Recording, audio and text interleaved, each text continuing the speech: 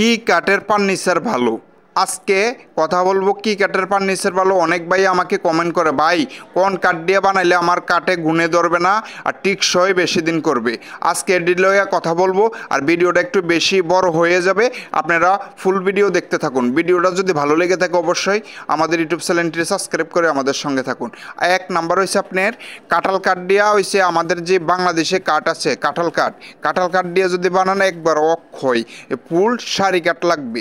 মানে কোনো আপনার যেটা লাল টি সাইজ থাকে লাল টি সাইজ আর কি খয়েরি কালার হয়ে যায়। যাই হোক মানে যেটা ফল বলেন বাকল বলেন মানে পুরোপুরি সারি কাঠ দেওয়া লাগবে। তাহলে আপনার মনে করেন একবার জীবন গ্যারান্টি দেওয়া যাবে, একবারে গ্যারান্টি দেওয়া যাবে। আপনি ব্যবহার করবেন, আপনার ছেলেও ব্যবহার করা যাবে। এমনকি আপনার পরবর্তী হয়েছে আপনার আকাশমণি কাঠ দিয়েও যদি আপনি যদি তৈরি করেন পুরোপুরি সারি কাঠ দিয়া, তাইলে মনে করেন আপনার অনেক দিন লাস্টিং করবে। ফল কাঠ দেওয়া যাবে না। মানে আপনি যে কোনো কাঠেও যদি ব্যবহার করেন, যে কোনো কাঠ আপনার শাড়িটা ব্যবহার করা লাগবে। কোনো সাদা অংশটা ব্যবহার করা যাবে না। অংশটা যদি ব্যবহার করেন তাহলে আপনার এটার ভিতরে গুণ পোকা ধরবে। আজকে না ধরক 2 বছর পর হইলেও আপনার গুণ পোকা ধরবে।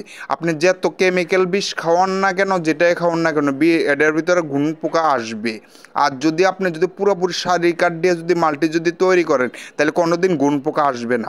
যে কোনো কাঠে হোক, যেটা আপনার মেগুনি কাঠে হোক, আপনার আকাশমণি কাঠে হোক, সেগুন কাঠে হোক, যে কোনো কাঠে পুরোপুরি যাই হোক আপনার সারি কাঠ দেওয়া লাগবে। সারি কাঠ দিলে আপনার গুণ পোকা আসবে না। আর মাল কালারের ভিতরে সবথেকে ভালো হইল চিটাঙের সেগুন কাঠ, যেটি এটি। পরবর্তী হয়েছে আপনার আকাশমণি কাঠ। পরবর্তী হয়েছে আপনার হচ্ছে মেগুনি কাঠের হচ্ছে ফার্নিচার, মানে কালারটি হয় একটু লালটি সাইজ কালারটি হয়, তেমন এটা ভালো হয় না। লাল জিনিসটা অনেক লোকে পছন্দ করে না। আর আকাশমণি কাঠটা হচ্ছে একটু মানে কালচা লালও হয়, আবার একটু হলুদ টাইপেরও হয়। মানে বয়স লয়ে হয়েছে গাছের বয়স যখন হবে বেশি তখন আপনার কালারটিও একটু লাইট হয়, অনেক সৌন্দর্য হয়। বার্নিশ করলে আপনি লাল করা যাবে, সাদাও করা যাবে, যে কোনো কালারে করা যায়। আবার মেগুনি কাঠের ভিতরে আপনার কালার মানে লালে হয় একটু হলুদ টাইপেরও করা হয়, তো এটা মোটা হয়ে যায়, এটা রং দিয়ে করার লাগে।